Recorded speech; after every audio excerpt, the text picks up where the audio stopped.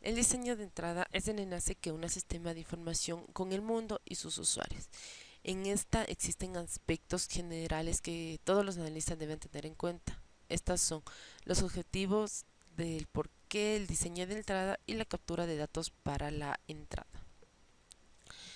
El, el objetivo del diseño de entrada consiste en el desarrollo de especificaciones y procedimientos para la preparación de datos, la realización de los procesos necesarios para poner los datos de transacción en una forma utilizable para su procesamiento, así como la entrada de los datos se logra al instruir a la computadora para que lea ya sea documentos escritos, impresos o por personas que lo escriben directamente al sistema. En esta Existen 5 objetivos que controlan la cantidad de entrada requerida a enviar, los retrasos, controlar los errores y mantener la sencillez de los pasos necesarios. Estas son: control de la cantidad de entrada, evitar los retrasos, evitar los errores en los datos, evitar los pasos adicionales y mantener la sencillez del proceso. El control de calidad de entrada entre las operaciones de preparación y entrada dependen de las personas, dado que los costos de mano de obra son altos y la preparación de ingreso de los datos también lo son. Evitar los retrasos. También se le conoce como nombre de cuello de botella. Estas son siempre uno de los objetivos que el analista evita al diseñar la entrada. Una forma, ya que de una u otra forma se debe de evitar cualquier tipo de retraso. Evitar los errores en los datos. E igualmente debemos de evitar cualquier error posible al ingresar los datos, ya que es común encontrar por decir, en una operación de venta, por lo menos un 3% de errores en las operaciones de entrada de datos. Evitar los pasos adicionales. Para algunos usuarios, algunas veces el volumen de transacciones y la cantidad de datos en preparación es algo que no se puede controlar. Por ello, el análisis experimentado evitará que diseños para la entrada traigan una mayor cantidad de pasos a seguir, ya sea añadir o quitar pasos cuando se alimenta un proceso muchas veces al transcurso de un día. Y el mantener la sencillez del proceso. Eh, Cuesta trabajo que a veces que algunos usuarios acepten sistemas complejos o confusos, ya que para ellos necesitan un sistema que sea más complejo, que no sea, por decir, tan difícil de usar para ellos, ya que, y en ello también que no existe ninguna garantía para el éxito al instalar y sea un sistema complejo y que sea dominable. La captura de datos para la entrada. En una transacción existen datos importantes y otros que no. El analista debe saber cuáles utilizará y cuáles en realidad deben formar la entrada. Eh, el diseño de salida. En este caso, la salida se refiere a los resultados e informaciones generadas por el sistema. Para la mayoría de los usuarios, la salida es la única razón para el desarrollo de un sistema y la base de evaluación de su utilidad. Sin embargo, cuando se realiza un sistema, como analistas deben realizar lo siguiente: determinar qué información va a ser presentada, decidir si la información será presentada en forma visual, verbal, impresa, y también se debe de seleccionar el medio de salida, es decir, su medio en si va a ser escrita, visual, etcétera. Disponga la presentación de la información en un formato aceptable y decida cómo distribuir la salida entre las personas, entre los posibles destinatarios. Los métodos de salida pueden ser impresas por las pantallas y despliegue y el audio. Eh, los métodos de salida varían a lo largo de los sistemas. Para algunos, como un informe de inventarios de la cantidad de mercancía el sistema del computador bajo el control del programa. En sí, el objetivo de la salida es expresar la información relacionada con la actividad pasada, el estado actual o proyecciones para el futuro. Señalar los eventos importantes o oportunidades, problemas o advertencia, iniciar una acción o cuando se va a confirmar una acción. Los tipos de salida pueden ser un reporte, un documento y un mensaje. Los analistas deben decidir cuándo imprimir, desplegar o presentar su salida en forma audible. La salida impresa puede utilizar papel en blanco o formas preimpresas.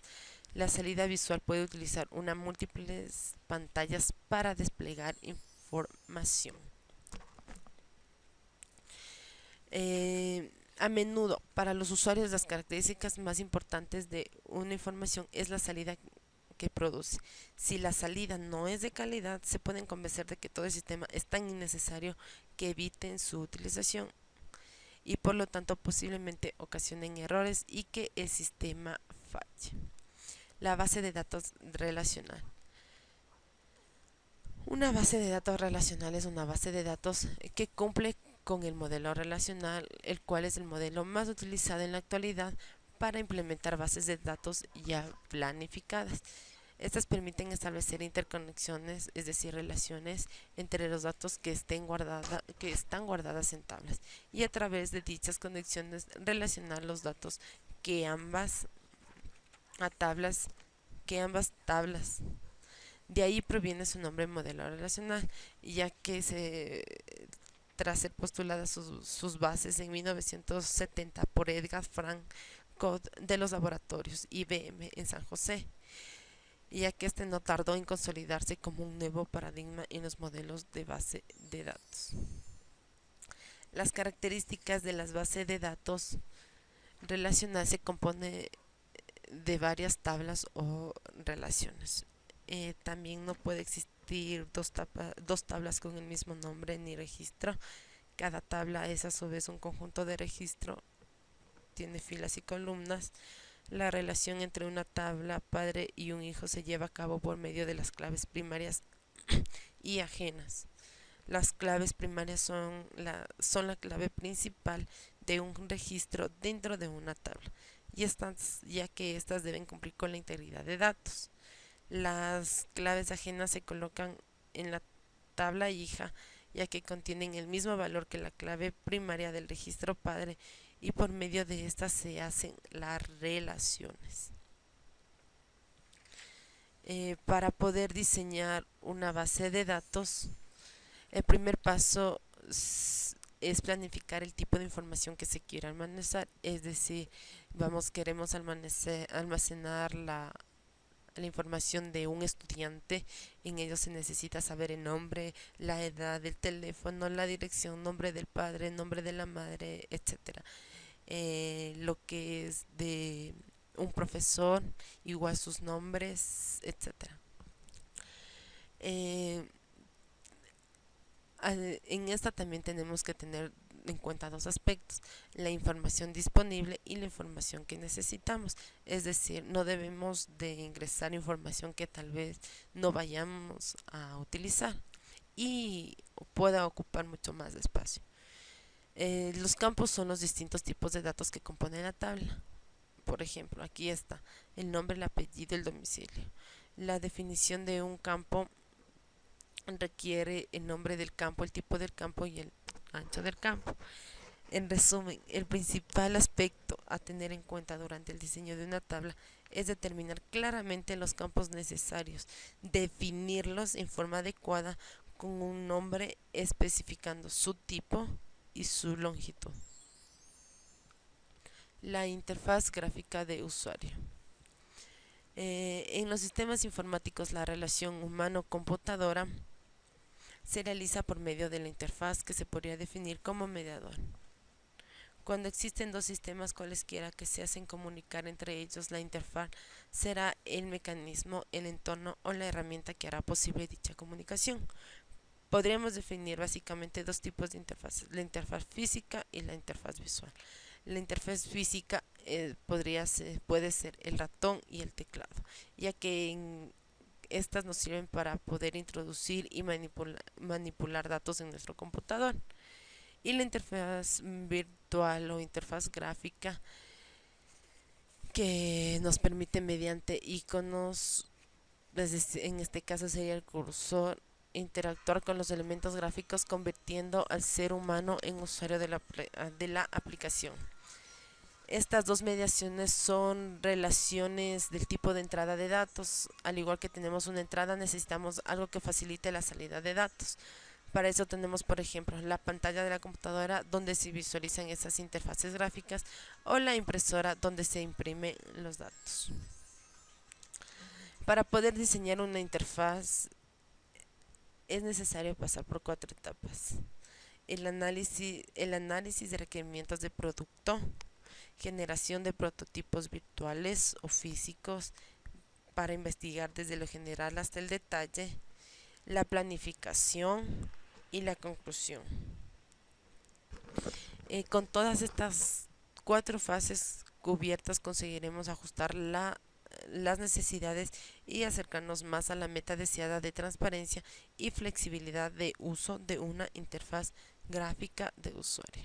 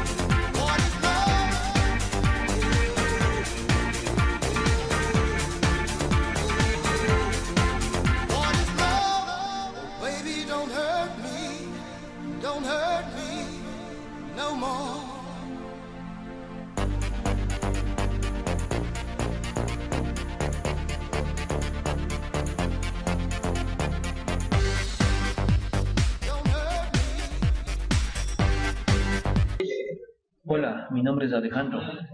En esta ocasión yo les voy a hablar sobre la opción diagrama de Gantt de Microsoft Project 2010. Primero vamos a la opción inicio. Vamos a abrir el programa Microsoft Project. Como podemos ver, se nos aparece ya el comando en el cual nosotros podemos ingresar nuestras tareas. Para mayor facilidad y ahorrarnos tiempo, ya tenemos elaborado un proyecto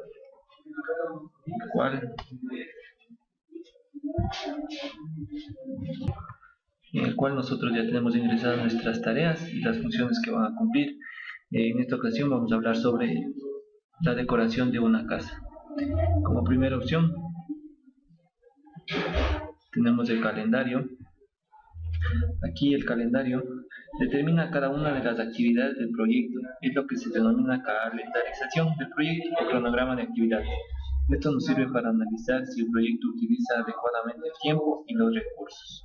Como podemos ver, ahí está dividido en cada día la actividad que se va a realizar. Como segunda opción tendríamos el diagrama de red.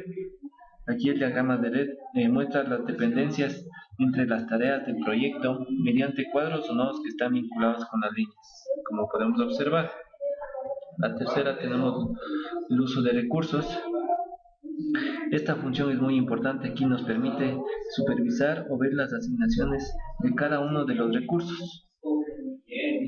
En el diagrama de Gantt, como podemos ver, es una herramienta gráfica cuyo objetivo es mostrar el tiempo dedicado previsto para diferentes tareas o actividades para un tiempo determinado.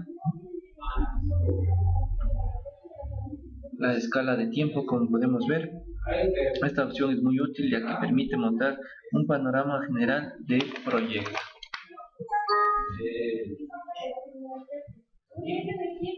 La siguiente opción tenemos el formulario de recursos.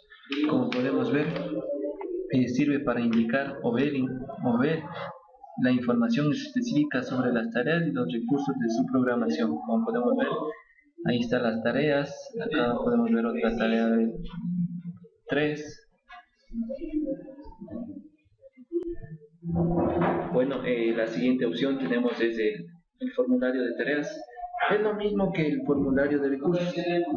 Aquí nos sirve ingresar o nos permite ver la información específica de la tarea o de los recursos. Como nuestra siguiente opción tenemos el GAN de seguimiento. Es aquí donde podemos ver la gráfica cuyo objetivo es mostrar el tiempo dedicado previsto para diferentes tareas o actividades en un determinado tiempo. Como la siguiente opción tenemos el gráfico de recursos. Como podemos ver, aquí muestra cómo se utilizan los recursos durante un proyecto. Por ejemplo, podemos ver si el trabajador tiene sobreasignado o puede asignarse a otros recursos de acuerdo a la selección. La hoja de recursos, aquí como podemos ver en esta hoja de recursos, es la forma más rápida de definir los recursos. Aquí podemos ingresar o registrar los datos básicos que nosotros deseamos ingresar, ya que es así, es similar a una hoja de Excel. La hoja de tareas, aquí podemos utilizar para clasificar o registrar información del proyecto de varias formas distintas y también nos permite ver información resumida de tareas, recursos o asignaciones. El organizador de tiempo. El organizador de tiempo es una característica que ofrece a los jefes de proyecto mayor visibilidad y control sobre el trabajo de su equipo, como podemos ver ahí. Y por última opción tenemos el uso de tareas. El uso de tareas es la opción más que nos permite profundizar más la administración de un proyecto. Bueno, eso ha sido todo sobre el diagrama de Gantt.